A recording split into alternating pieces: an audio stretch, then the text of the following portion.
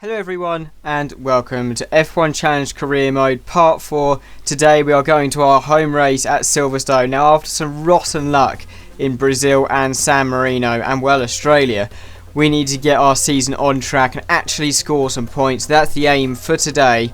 And last year the qualifying didn't go so well, so we hope to improve today. As I now hand you over to the commentator. Just before the free practice session begins, let's take a quick look at the Drivers' Championship. Häkkinen is running away with the Drivers' Championship.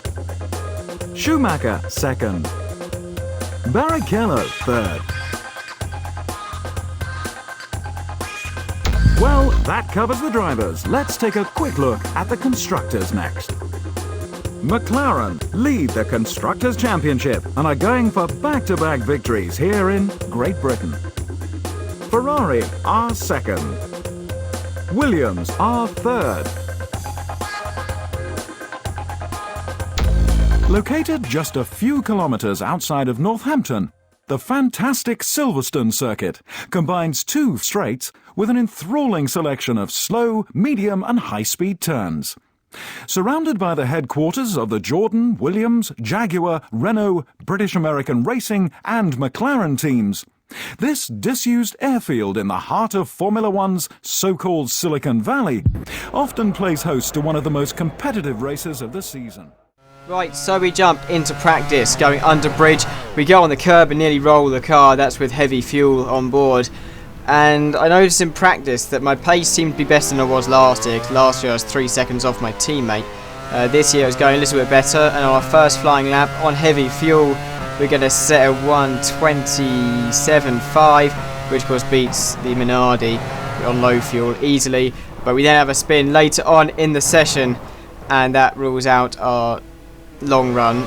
But then later on in the session, you can see it's getting a bit overcast, but I went for my low fuel run. Michael Schumacher set a 23.3 and we've set a 23.8, so we are in the ballpark here of the pace, so that seems positive news.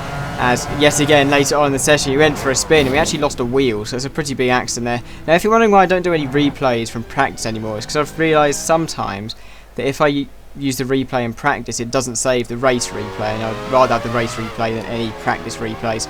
But in qualifying it was damp and I waited like 20 minutes until I went out so I could try and beat the AI, but I don't know how they were having this magical grip. But you can see in the top left that my time was a 26.3, which is 5 seconds off, and my best time was a 25.8 in the session, so that's terrible news.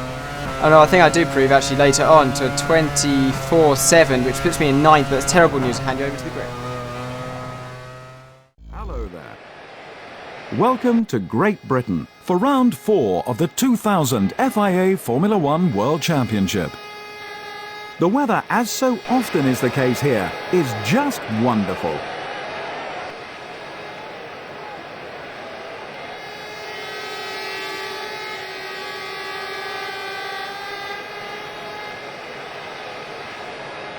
Michael Schumacher first. Mika Häkkinen was consistently faster than his teammate. He starts second. Ralf Schumacher third. Rubens Barrichello fourth. Trulli fifth. Button sixth. Jacques Villeneuve seventh. Zonta eighth. Sarlo ninth. Alexander Wurz 10th. Diniz 11th. Frentzen 12th. Irvine consistently outpaced his championship rival. He starts 13th. Johnny Herbert 14th. Fisichella 15th. The McLaren driver 16th. Pedro de la Rosa 17th. Genet 18th.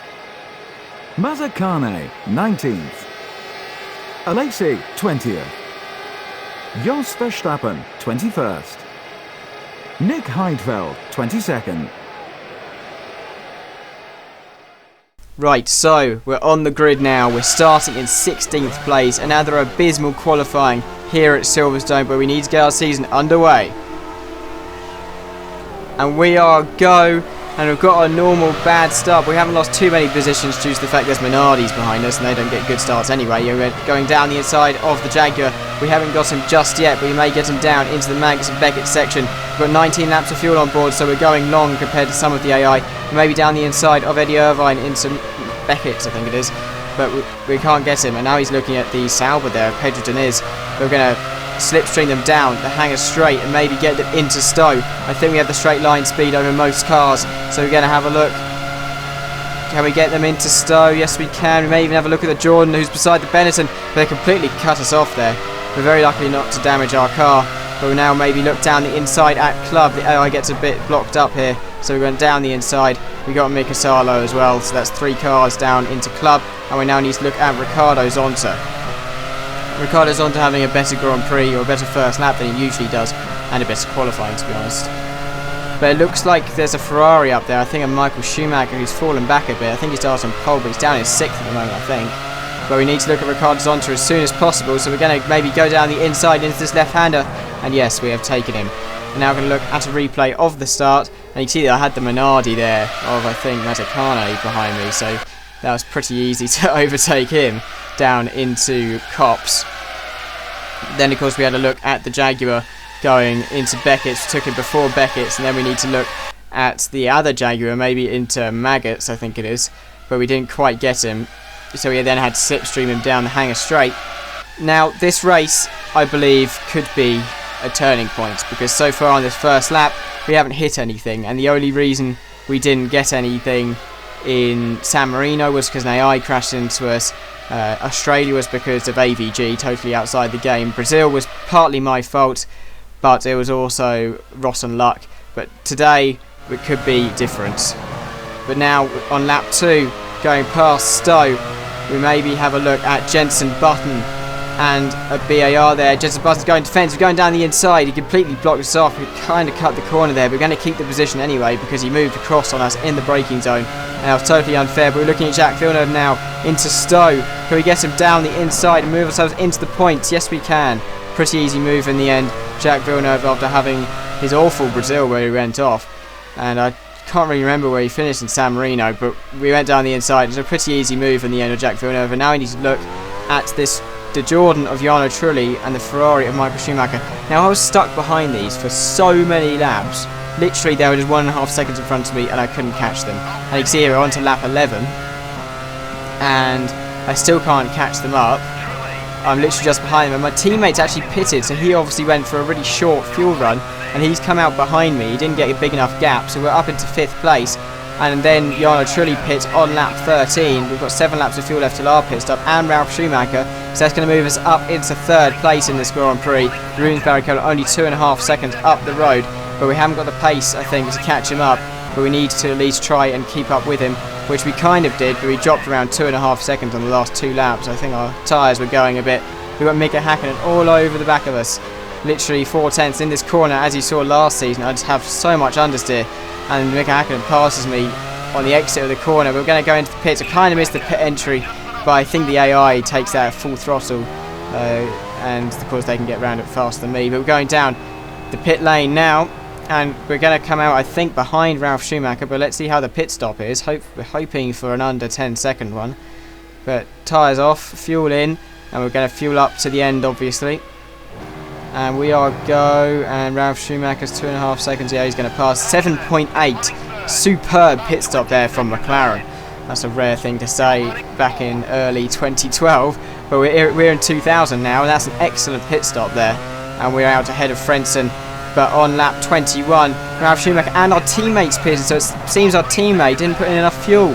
And you can see our teammates just resumed out the pits in front of us, so we're going to push as much as possible because we're getting more comfortable around this track to try and catch him up. We've got warm tyres, and we need to try and make advantage of that and catch up Mika Hakkinen. This is our opportunity, and it took until the lap end of 22 when we try and look down the inside. This needs to be our moment, because otherwise Mika Hakkinen will run away from us, and potentially the Ferraris if we get ever close to them. But we're slipstream Mika Hakkinen here. Can we get him into Copse? We're too far back. We need to try and keep up with him through this first sector and maybe slipstream him down the hangar straight and into Stowe. We're going towards the Beggars Maggots section.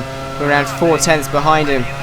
We're closing up that gap a little bit though, and we're getting close to his rear end. Can we slipstream him down the hanger straight? He's gotten quite a good exit, and the gap's gone back out to 0.4 of a second. We're going to slipstream him down this straight. Can we get him into Stowe for third place in this Grand Prix? I think we're a little bit too far back, but we're going to take a look anyway on a tighter line. This is my line normally, sorry. And we may have a look at him into club. We're only 0.3 behind. We're going to dive it into club, are we? Yes, we are. We had to do that. We had to dive and do the move, because that was the moment that we need to take him, because I felt like he was going to get away. Now, Rubens Barrichello is 5 seconds up the road, so he may try and catch that up. But I went down the inside of Mika Häkkinen, really late move, and I made it past my teammate. So that's really important in terms of the championship. And finally, it looks like I might get some points in this Grand Prix, and some big ones at that. But moving on lap 29, Rubens Barrichello experienced a lot of traffic. Now, I didn't show the traffic because nothing really happened, but we'll go down the inside of Rubens Barrichello here, and we could even have second place in this Grand Prix. We're going to go down the inside of club, and we're going to take Rubens Barrichello for second place. Michael Schumacher's 10 seconds up the road, so there's no chance of getting him, but we are moved into second place. And on the very last lap, it looks like we are going to score our first points of the season, our first points from McLaren at our home Grand Prix here, and we're going to come home for a second place finish. I think that's 8 points or 6 points, 6 points I think. But we crossed the line for our first podium of the season.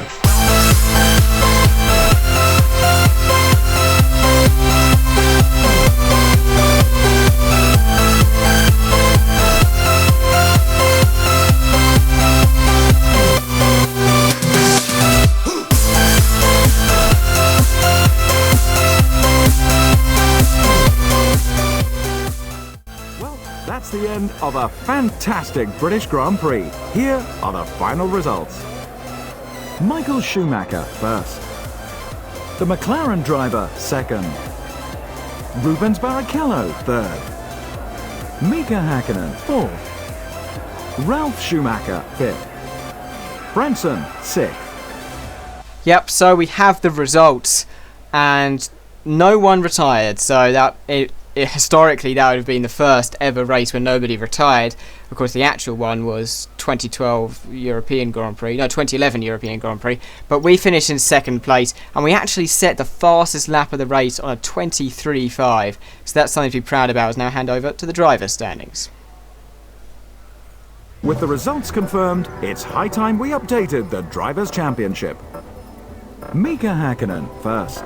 Yep, so we move into fourth place. We've got half the amount of points Rubens Barrichello has, but we have caught up a little bit to our teammate, and of course we're equal with Jenson Button, who got the second place at Imola. But we now look on to the Spanish Grand Prix, but first we're going to look at the Constructors' standings. Ferrari regained the lead of the Constructors' Championship. McLaren are second, whilst third place is held by Williams.